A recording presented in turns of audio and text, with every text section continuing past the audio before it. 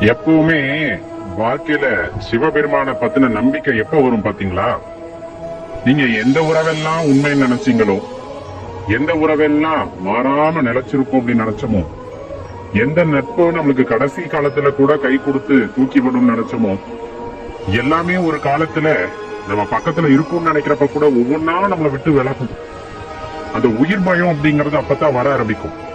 எல்லாருமே போயிட்டாங்களே, நம்ம என்ன பண்ண போறோம் அப்படிங்கிற சூழ்நிலை எப்ப மனசுல ஒரு இனம் புரியாத ஒரு நம்பிக்கை, யார் இருந்தா என்ன இல்லாட்டி என்ன, நம்மளால வாழ முடியும் அப்படிங்கிற ஒரு இனம் புரியாத நம்பிக்கை, ஒரு உத்வேகம் நமக்குள்ள ஏற்படும்.